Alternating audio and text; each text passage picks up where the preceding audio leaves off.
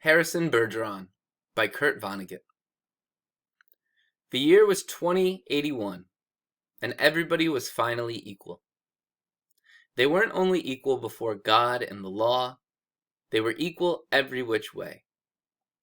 Nobody was smarter than anybody else. Nobody was better looking than anybody else. Nobody was stronger or quicker than anybody else.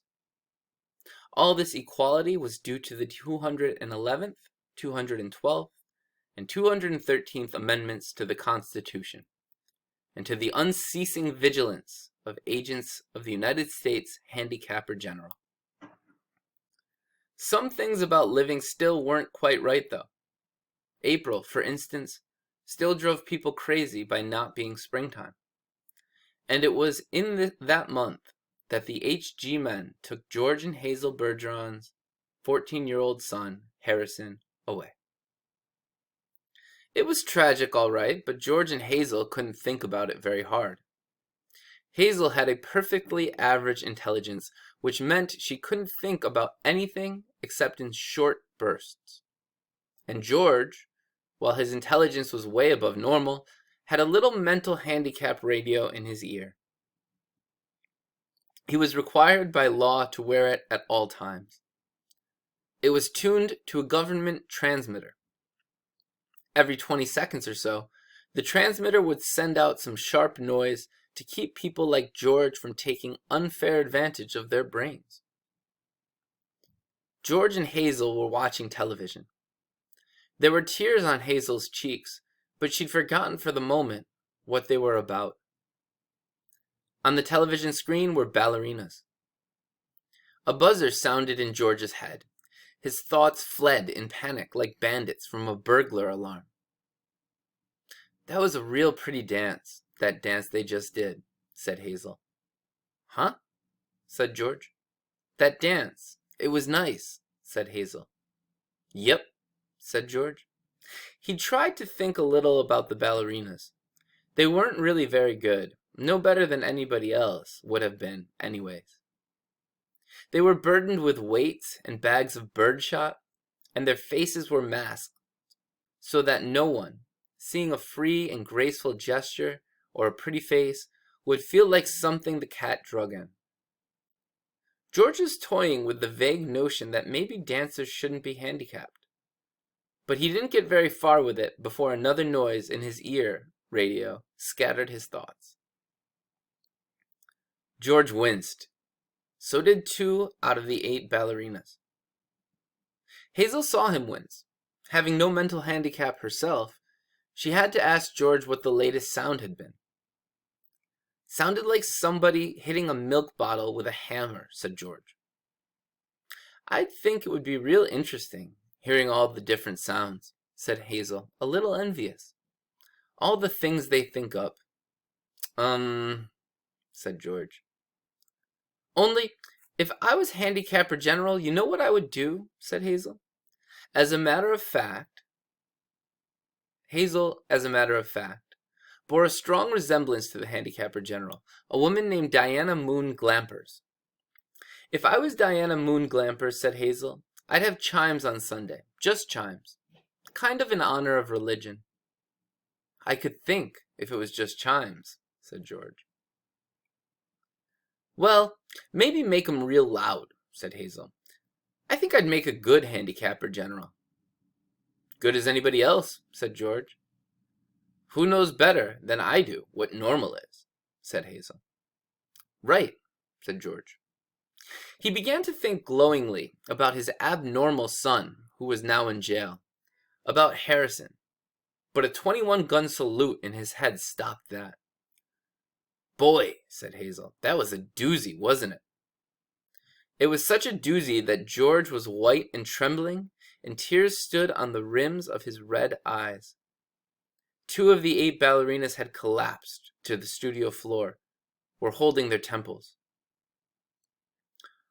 "All of a sudden you look so tired," said Hazel. "Why don't you stretch out on the sofa, so you can rest your handicap bag on the pillows, honey bunch?" She was referring to the 47 pounds of birdshot in a canvas bag, which was padlocked around George's neck. Go on and rest the bag for a little while, she said. I don't care if you're not equal to me for a while. George weighed the bag in his hands. I don't mind it, he said. I don't notice it anymore. It's just a part of me. You've been so tired lately, kind of wore out, said Hazel. If there was just some way we could make a little hole in the bottom of the bag and take a few of them lead balls, just a few. 2 years in prison and $2,000 fine for every ball I took out, said George. I don't call that a bargain. If you could just take a few out when you came home from work, said Hazel. I mean, you don't compete with anybody around here. You just sit around. If I tried to get away with it, said George, then other people'd get away with it. And pretty soon we'd be right back to the dark ages again, with everybody competing against everybody else. You wouldn't like that, would you? I'd hate it, said Hazel. There you are, said George. The minute people start cheating on laws, what do you think happens to society? If Hazel hadn't been able to come up with an answer to this question, George could have supplied one. A siren went off in his head. Reckon it'd fall all apart, said Hazel. What would? Said George blankly. Society, said Hazel uncertainly. Wasn't that what you just said? Who knows, said George. The television program was suddenly interrupted for a news bulletin.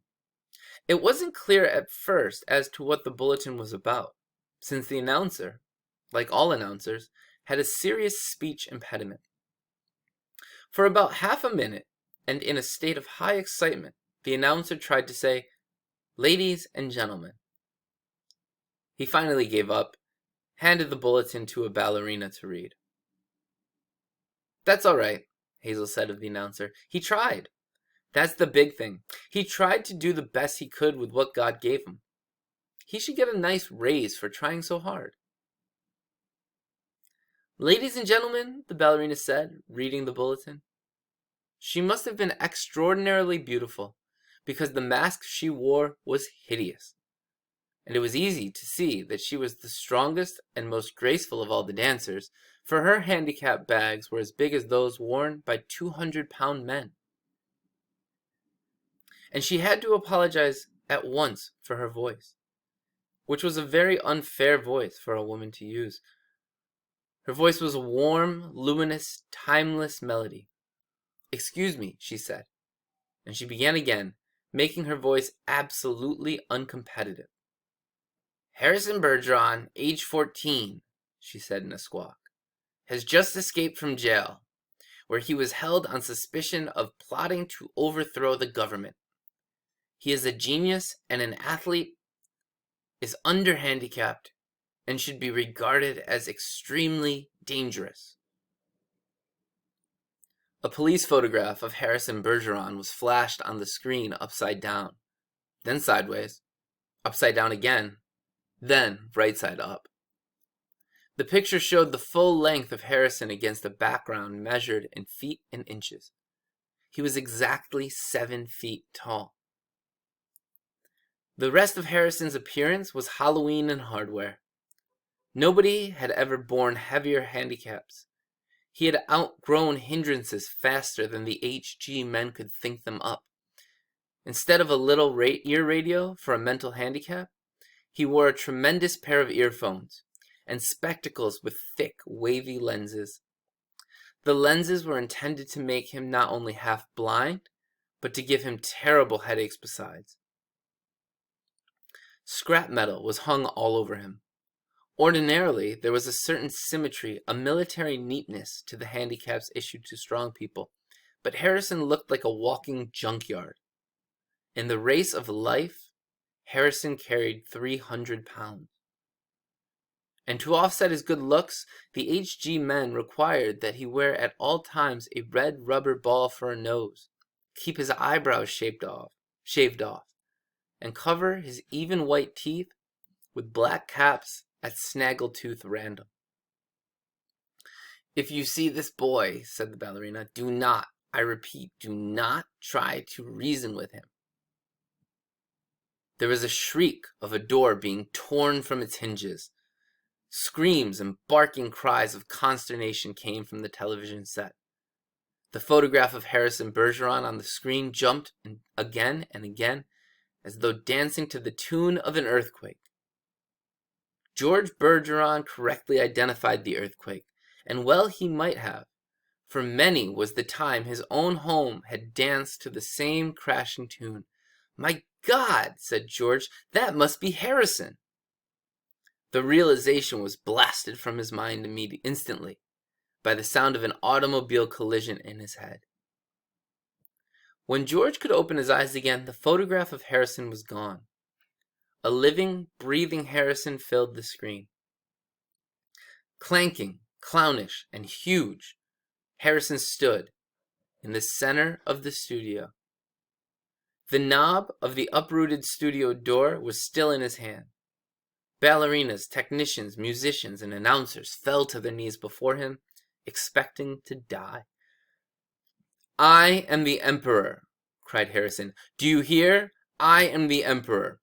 Everybody must do what I say at once." He stamped his foot and the studio shook. "Even as I stand here," he bellowed, "crippled, hobbled, sickened, I am a greater ruler than any man who ever lived. Now watch me become what I can become." Harrison tore the straps of his handicap harness like wet tissue paper, tore straps guaranteed to support 5,000 pounds. Harrison's scrap iron handicaps crashed to the floor. Harrison thrust his thumbs under the bar of the padlock that secured his head harness.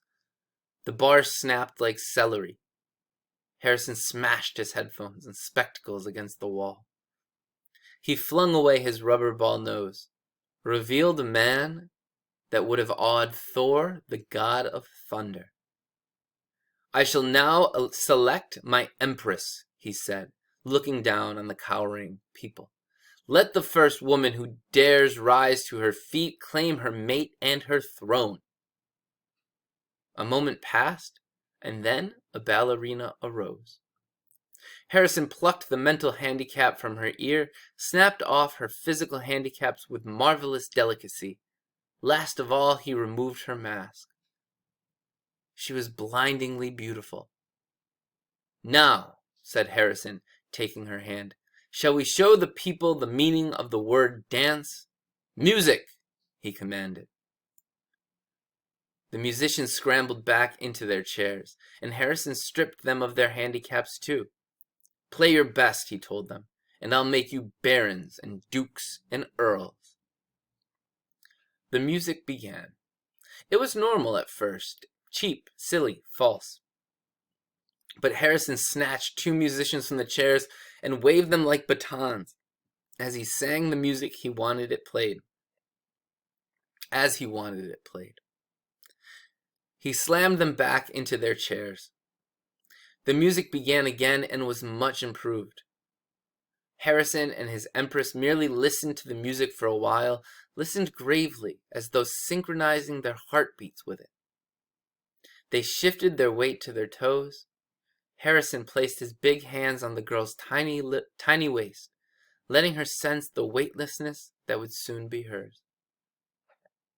And then, in an explosion of joy and grace, into the air they sprang.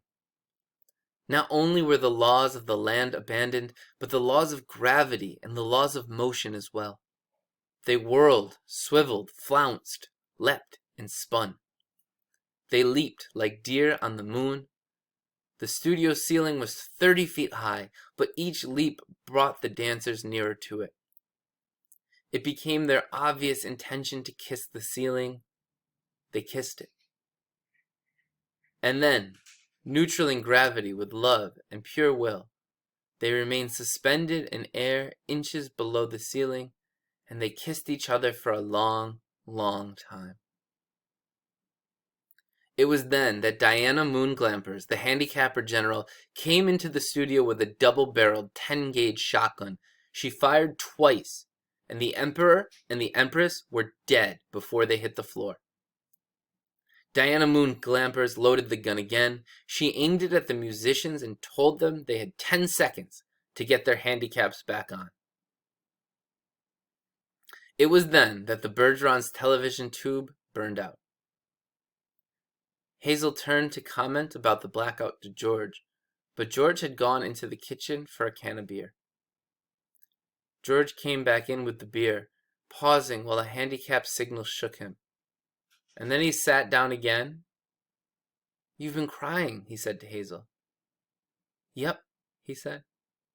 "What about?" "I forget," she said. "Something real sad on television." "What was it?" he said. "It's all kind of mixed up in my mind," said Hazel. "Forget sad things," said George. "I always do," said Hazel. "That's my girl," said George. He winced. There was the sound of a riveting gun in his head. "Gee, I could tell that one was a doozy," said Hazel. "You can say that again," said George. "Gee," said Hazel. "I could tell that one was a doozy."